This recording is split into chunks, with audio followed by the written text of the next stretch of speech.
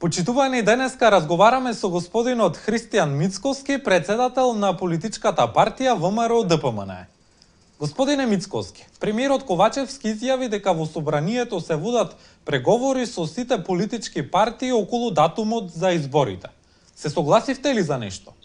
Па до овој момент нема никаква потврда официјална потврда за датумот за избори. Ниту пак има било каква потврда дали изборите би биле единични или би биле раздвоени. Не би рекол дека во рамките на парламентот има било какви разговори. Разговорите, како што гледаме, и самиот Ковачевски, но и владата ги прави преку медиумите. Таму слушнавме дека изборите би биле редовни во мај, таму слушнавме дека изборите би биле заеднички, но како и да е, важно е да на крајот од денот постигнеме било каков договор кој што ќе не води кон предвидливо сценарио, а нема да не втурне во било каква уставна или политичка криза.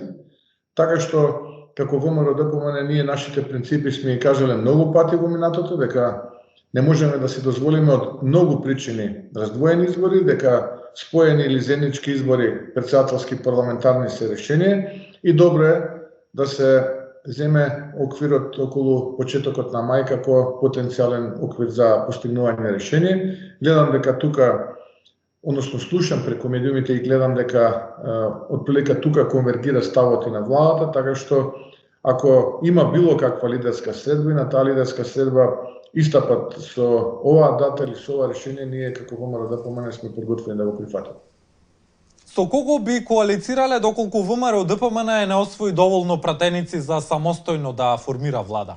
Имавте изјава дека гледате кон левица. Уште ли е тоа опција? Немав јас таква изјава. Мојата изјава беше дека во политиката никогаш не се затвара вратата. И тоа е секогаш принцип, не само во Македонија, туку секаде во светот. Во политиката никогаш не вели никогаш. Не би било одговорно и незрело би било од мене и од ВМРО ДПМН да ја затвори вратата за било кој политички субјект. Впрочем, вечерта некаде околу 20:30-21 часот точно ќе се знаат распоредот на силите во новиот состав на парламентот и ќе се надзират контурите на едната коалиција која што ќе предводи, се разбира, ВМРО ДПМН. Што станува со така наречениот мајски договор? Кого имате предвид за ваш албански партнер во владата? Не постои веќе таков договор. Тој договор го прекрши ДУИ и кога го прекрши ДУИ требаше односно Демократската унија за интеграција, требаше да биде свесен како политички субјект дека кога еднашка зборот во политиката ќе го прекршите, тоа остава лош печаток за вас, но и остава лош печаток за лидерството. Така што мајскиот договор за мене како договор не постои.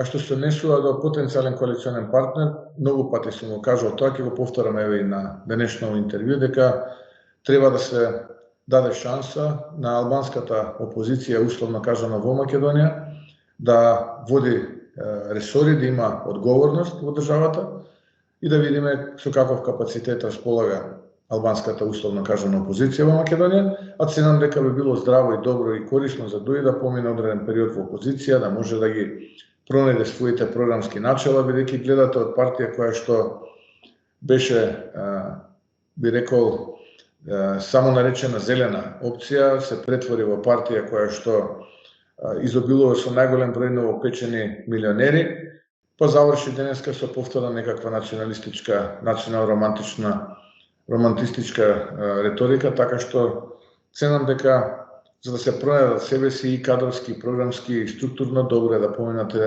најмалку еден мандат во опозиција. Председателе, можно е создавање на техничка влада пред изборите.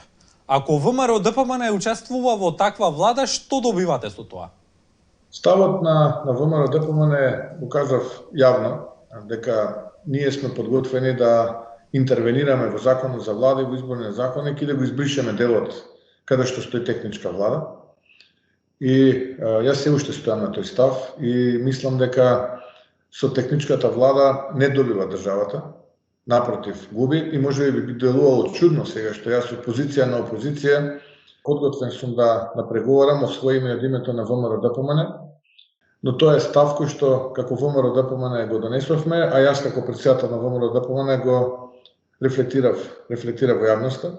Инаку теоретски, доколку се уште постои техничката влада и не се интервенира во законот за влада и изборниот законник, ВМРО-ДПМН би номинирало своји членови на кабинетот во таа техничка влада, на техничкиот премиер во ресорите во Министерството за внатрешни работи и Министерството за труд и социјална политика и би имала своји заменици во Министерството за финансии, земјоделие и Министерството за информатичка технологија и администрација. Државниот секретар на Соединетите држави оваа недела доаѓа во Скопје. Ќе се сретнете ли со Блинкен и за што би разговарале? Немам до сега потврда било каква за можна средба, евентуална средба со државниот секретар Блинкен. Борбата со корупцијата е важна за САД. Нивната црна листа неодамна беше проширена со лица блиски на вашата партија порано. Подготвени ли сте за разговор во таа насока? Апсолутно и за мене борбата со корупцијата и криминалот представуваат врвен приоритет. Нормално е да за сопствената држава и сопственото општество малку повеќе се грижам од било која друга администрација во светот, вклучувајќи и американската. Ценам дека како човек во средни години, професор универзитетски, педагог и човек кој што ја предводи најголемата политичка партија, дека треба во резолутна борба да се вклучам со криминалот и корупцијата, кои што за жал во изминативе 6 години доживеа пандемиски размери. И ценам дека тоа представува најголемиот проблем со кој што не може нашата Македонија да се развива онака како што би требало да се развива. Мораме тука да бидеме искрени и отворени, да ги погледаме работите онакви какви што се. Често пати во јавноста имаме дебата на тоа какви реформи се потребни. Една реформа треба да се аплицира, тоа е политичката реформа и политичката волја да се стави крај на криминалот и корупцијата. Политичарите да бидат политичари во коалиција со народот, а не во коалиција со криминални или полукриминални структури, без разлика дали се од подземјето или бизнес-економскиот криминал. Ценам дека политичарите треба да бидат имуни на ваков тип на контакти и врски и треба да се посветат да истите тие луѓе кои што одлучиле да се занимаваат со криминал, да бидат дел од резолутната борба која што идната влада на ВМРО-ДПМН би ја водела, односно да се спречи било каков контакт со било какви криминални структури. Така што да сумирам долгата приказна накратко, ценам дека мој личен интерес, на интерес на државата, малку поголем од интересот на било кои други стратешки партнери или странски администрации е да расчистиме една за секоја со криминалот и корумпираните политичари во Македонија. Господине Мицкоски, еден од вашите приоритети е членство во Европската Унија. Кој е вашиот пристап за решавање на проблемот со Бугарија? Проблемот со Бугарија, за жал, го направија голем проблем владата на СДСМ и владите во Бугарија. Тој самиот во себе содржи, би рекол, многу аномалии и многу недоречености. Многу пати во јавноста сме збореле.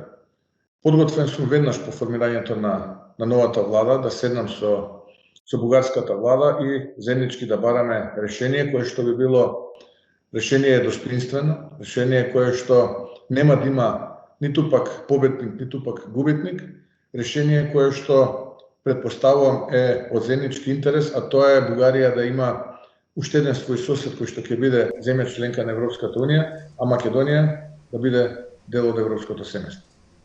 Индицирате дека сте за ревидирање на Преспанскиот договор и на договорот за добрососедство со Бугарија.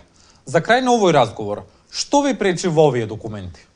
Тоа е принципиалната политика која што за жал соседите ја водат континуирано кон Македонија изминатите повеќе од 3 децении. Случајот со Бугарија кулминираше после злоупотребата на ветото во 2020 година, односно во 2019 есента, кога се аплицираше тоа вето.